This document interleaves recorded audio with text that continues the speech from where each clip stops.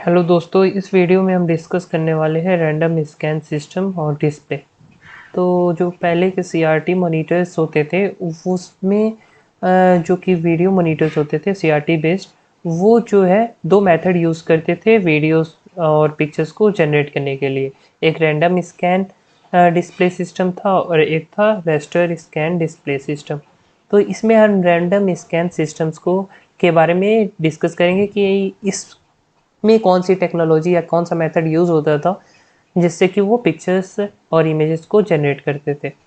तो इसमें जो होता है रैंडम स्कैन सिस्टम में, in random scan system electron beam is directed to only those part of screen where a picture is to be drawn.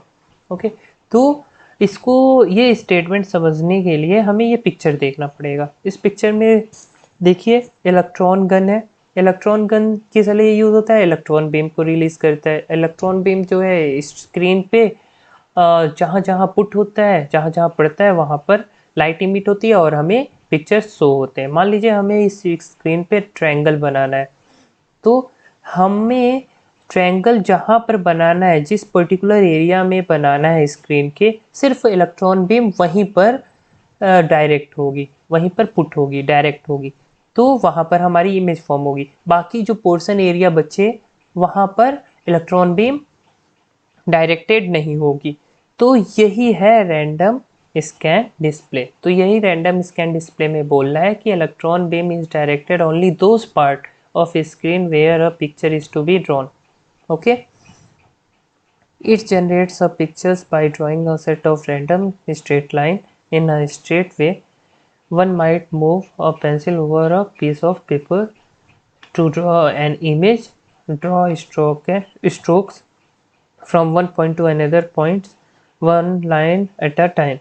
तो जैसे कि हम पिक्चर्स अगर पेंसिल से कोई सी पेज पर या कॉपी पे पिक्चर्स बनाते हैं, तो हम क्या करते हैं, एक पर्टिकुलर पार्ट को एक टाइम पे ड्रॉ करते हैं।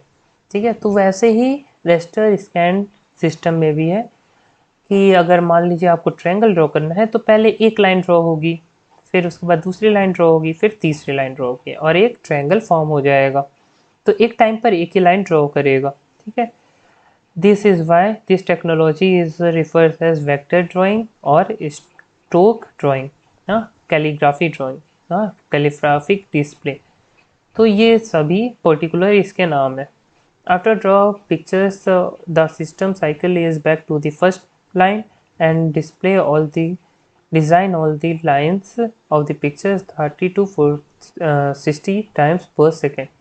एक बार जब पिक्चर्स ड्रॉ हो जाती है कम्प्लीटली, तो वो साइकिल जहाँ से स्टार्ट हुई थी फिर से वहाँ से स्टार्ट होने लगती है और ये कॉन्टीन्यूस चलती रहती है, जिससे कि हमें वो पिक्चर्स एक कॉन्टीन्यूस मैनर में हमारे स्क्रीन पर दिखती है, जबकि वो एक तरीके से 30 to 60 time in a second repeat होती है एक साइकिल के फॉर्म में। अब इसमें डिस्कस कर लेते हैं कि ये स्क्रीन तो हमने डिस्कस कर ली कि एक पर्टिकुलर फिगर में जो है एक ट्रायंगल बनाना है, तो वो ट्रायंगल एक पर्टिकुलर टाइम पे एक लाइन बनाएगा और वो साइकिल बार बार रिपीट करता रहेगा।